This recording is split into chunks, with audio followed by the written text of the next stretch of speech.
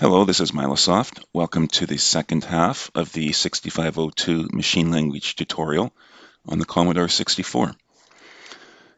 Now, if you're using an emulator, most likely the key to get into the monitor will be Alt-M, unless you're using a newer version of Vice, in which case it's Alt-H.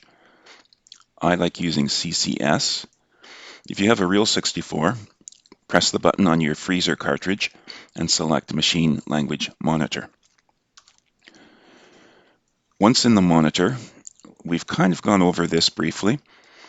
This tells you what the interrupt is currently set at. The interrupt runs in the background, flashes the cursor, updates the time clock, and you can tap into it for things like playing music. This tells you what's in the Y register, X, and A, also known as the accumulator. And in the first video, I advised you to think of A, X, and Y as envelopes on your desk that you've written A, X, and Y. And any game, any utility, any demo on the 64 is just basically a series of reads and writes. Pac-Man reads the joystick. It writes to the sound chip. It writes color to the screen. It writes values to the sprite X and Y registers. Any game is just reading and writing. That's all it is. And it happens so quickly that you think it's happening all at once. And it does so using A, X, and Y. It doesn't matter which one you use. If you want to read a location, you can use A, X, Y. It makes no difference. And we learned that A is to assemble. I, space, and a memory location gives you a visual. M and a memory location gives you the hex addresses and a visual. X exits the monitor. S is if you want to save. L is if you want to load. Another one is C for compare. F is fill. So let's try learning about fill. F, and then the start address of the location. So let's go 0400, and let's end it at 0800. And let's use 2A, which is an asterisk.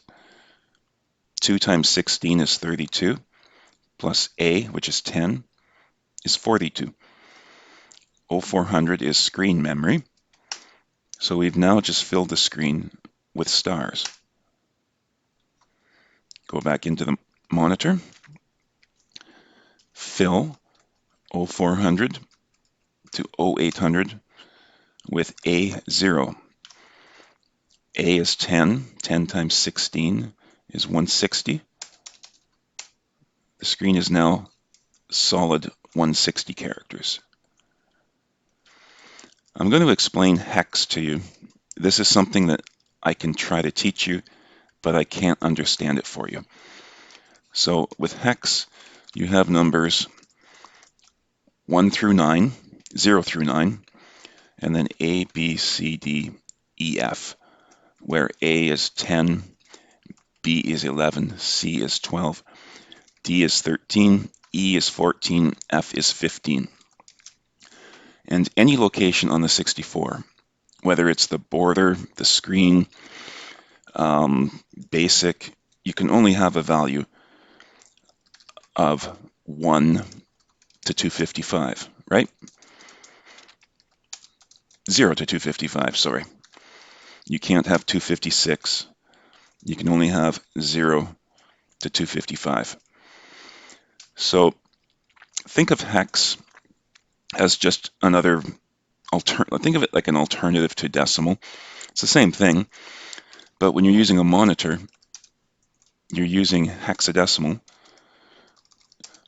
for your locations. So you can see location 3040 has a 0 in it. 3038 has an FF. It's just converting from hex to decimal. And we do that by taking the first digit times 16 and add the second. So knowing that the highest value you can have is 255, what do you think we can put here? Let's pick a better spot. Can we put GG? Nope. ZZ? 1G? No. The highest you can put is FF. And that's not a coincidence, because if you take print 15 times 16 and add 15, if I type it right,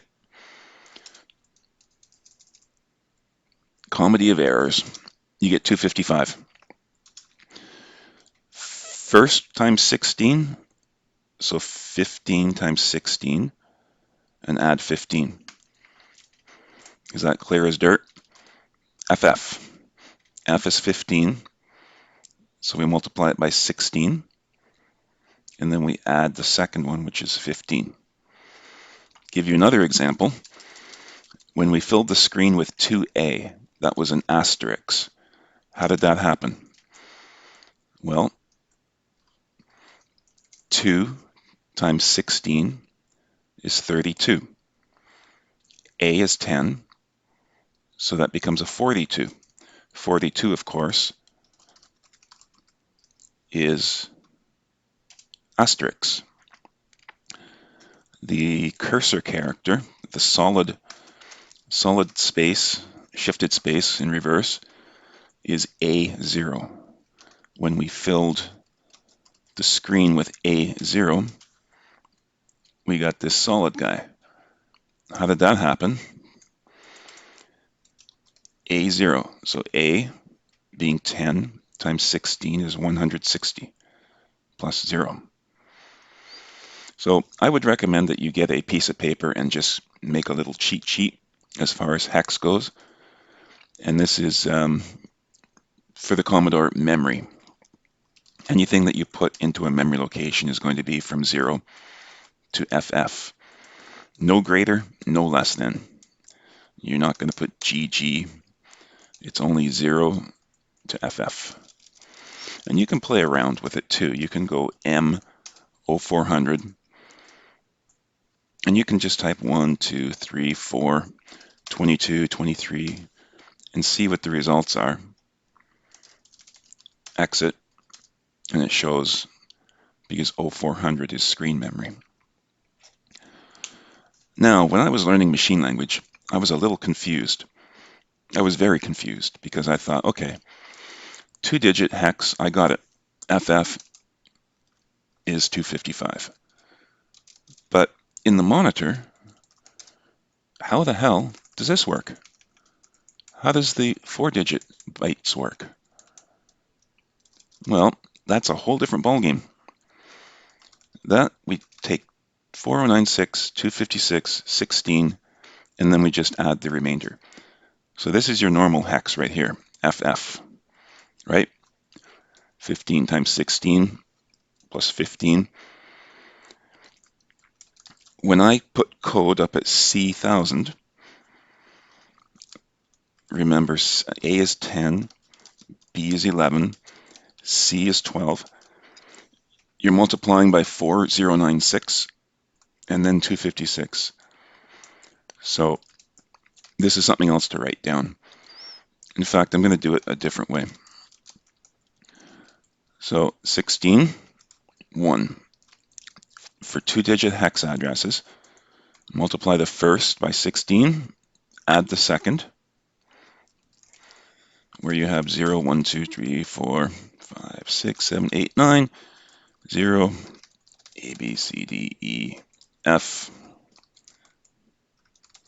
Make yourself a cheat sheet, something like this. So when you get to,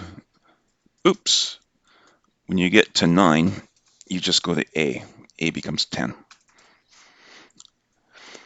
And then for 4-digit hex, such as this, it's 4096, 256, 16, and 1. So you're just adding two new multipliers. C 1000, C being 12, times 4096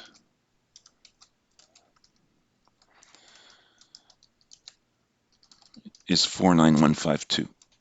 If you look at some games, the directories in some games, you'll see maybe something like code C1000 as a file name. That's because it's putting the file at 49152. It's a common place for machine language. So just to go over again, in case you're having difficulty, the memory on the 64 can only hold from 0 to FF. Nothing greater, nothing less. First one is multiplied by 16, and then you just carry the second one, add it. So 15 times 16, and then you add the 15, 255. FCE2, I speak about that as being a system reset sometimes.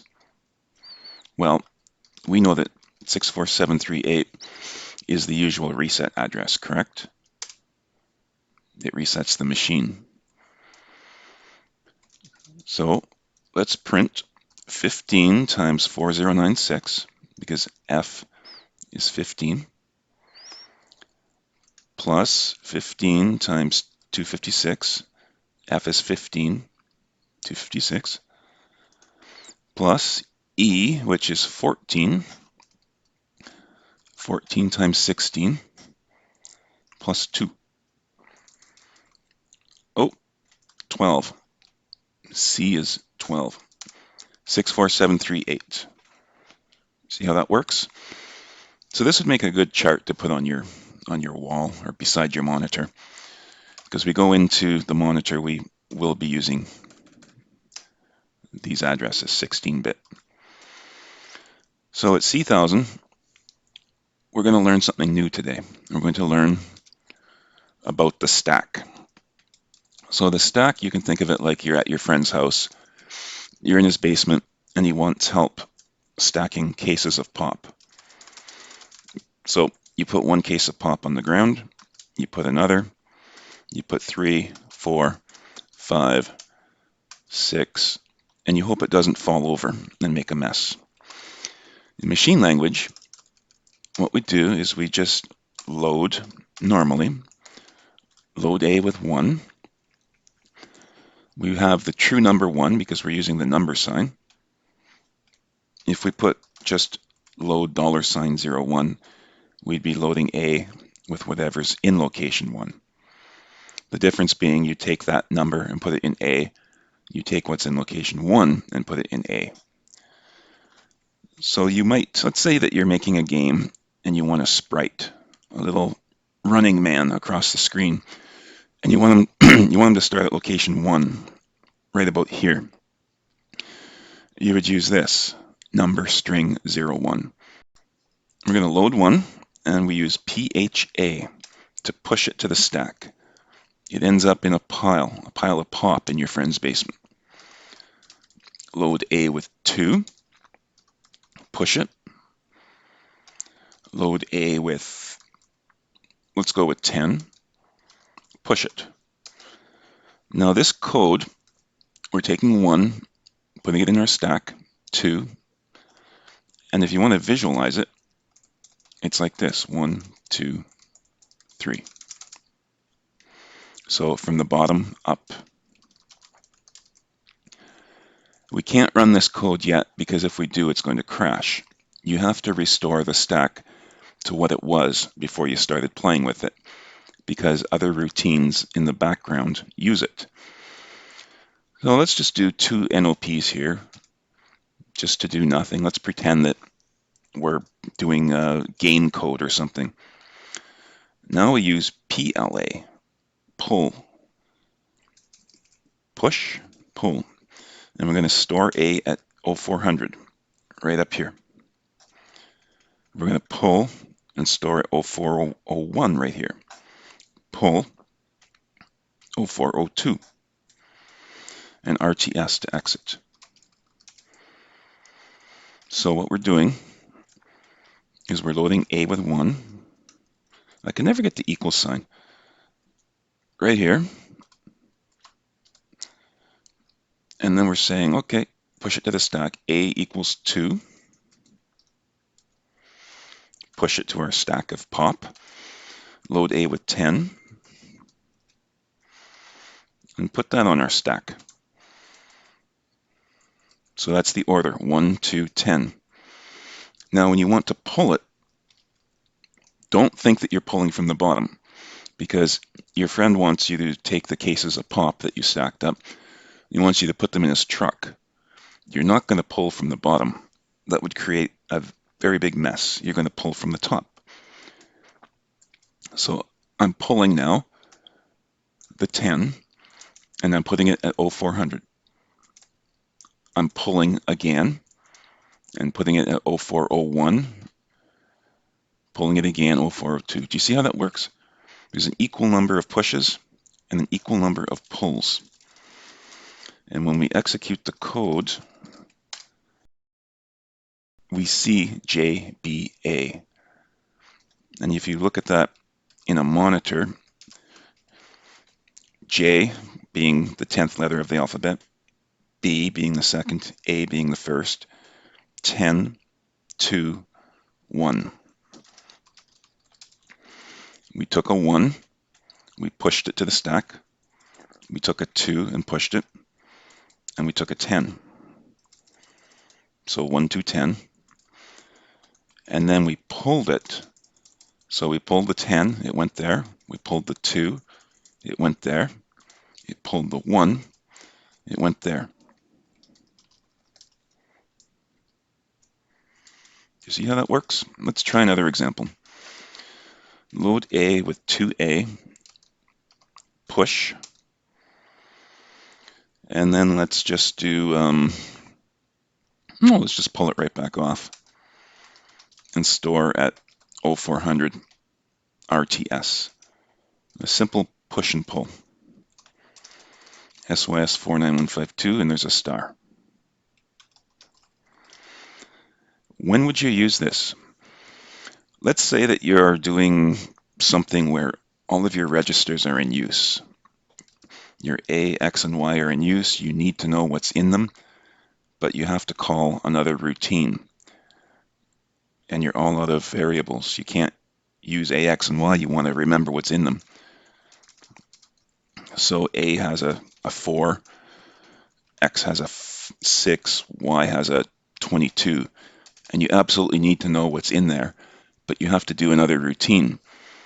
Well, you could push to the stack. Go do your routine, and when you're done, just pull, and it puts it back into A. If you're using, like, say, a music player routine in a game, music players like to play with the zero-page memory, and sometimes it conflicts with your game if you're programming a game. So what you can do is you can just push, play the music, and do a pull, and restore what was in the memory locations before the music. I hope that analogy works with the cases of pop. You probably won't use it a whole lot until you get into the advanced programming. What else? We've covered A, X, Y. We've covered push and pull. Let's now get into some of the nitty-gritty. We're going to load X with 0. We're loading it with the number 0. And we're going to load 1000, X. And we're going to store in 0400, X. And then we're going to exit. And then we're going to take a look at memory 1000. And we're just going to put 0, 1, 0, 2, 0, 3, 0, 4. A, B, C, D. Exit. SYS 49152. There's an A on the top left. Why is there an A? Well, let's find out. So we load X with 0. X has nothing in it. We're saying load A, our little A envelope, with whatever is at 1,000. And then this is known as, I call it the offset. You can think of it really like plus X. That's how you can think of it. So if we look at memory location 1000, which is 4096 in decimal, we have a 1, a 2, a 3, and a 4. Load A with 1000, comma X. X is 0. So this is position 0 right here. Not 1, position 0. Then position 1, position 2, position 3. You have to remember it's always going to start at 0.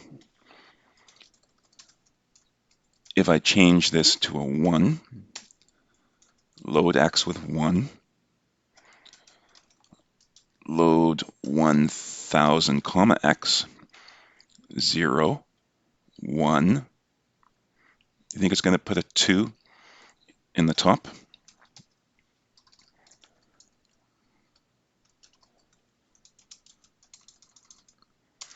There we go. Now you noticed it put it over 1. That's because when it comes to the store, I also put comma X. You can just put store 0400 if you want. You don't have to use the offset. So when you SYS 49152, it's always in the top left. We're going to go over that again. So there's two types of loads. You can do that. You can do that. You can do that. You cannot do that. You have to use X or Y as your offset, which is really just saying, I want you to add whatever's in those. I can't find the plus. Whatever's in those two locations. So let's go. Let's do this here. This is my sample text. Hi there. This is at 0400 on the screen because 0400 is 1024. We're going to assemble at C1000. We're going to load X with 0. We're going to load our A envelope with what is at 0400, the screen, comma X. And we're going to store it at 0500, comma X. And then what we're going to do is we're increment X. So we'll use INX. And then I'm going to introduce you to a new command, compare X. Compare it to 40. 2 times 16 is 32, plus 8 is 40. There are 40 characters across. We've done a compare, so now there's a condition set. Branch not equal, C1002, RTS. Let's break it down. Take your envelope on your desk, put a 0 in the X envelope. Load 0400, comma X, which is currently 0. So it takes what's there and stores that envelope at 0500, which is roughly here on the screen, comma X. Increment X. So your little envelope with the 0 in it becomes a 1. Compare X to 40. Has X reached 40 yet? Branch, if it's not equal to 40, back up to C1002 and repeat the process, except we're using 1, 0, 1. store 0500, comma 1, comma 2, comma 3, comma 4. And then we just call an RTS when we're done. Oh, I erased it. It helps if you don't erase your text. SYS 49152. It has copied it from there to there. We can do, hello there, this is my sample demo. We're going to go into the monitor. I'm going to introduce you to a new command. T is transfer. So let's go 400, transfer from 0400 to 0428. There's a difference of 40 here, right? 32 plus 8 is 40. 0428 should be right here. 4,000. Done. If we take a look at memory 4,000, it now has an exact copy of what was at 0400.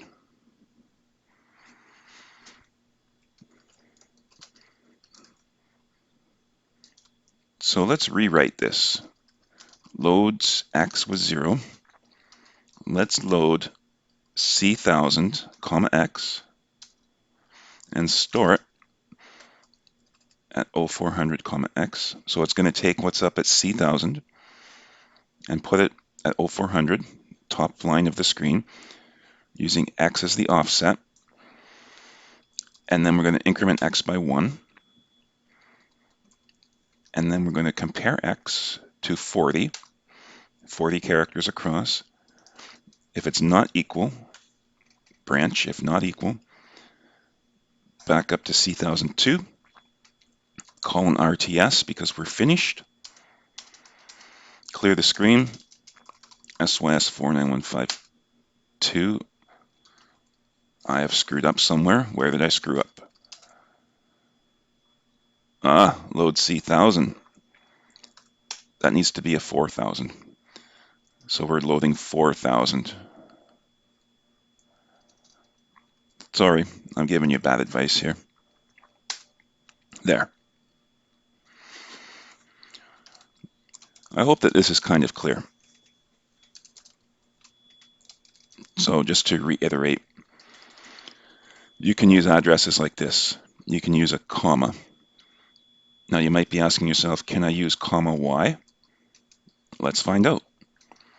Load y with 0. Load 4,000, comma y. Store 0400, comma y. Increment y. Compare y with 40, not equal. C1002 RTS. Take what's at 4,000 plus y. Store it in 0400, comma y. Increment y. Has it reached 40 yet? No. Go back up. We know that location 4000 has our text.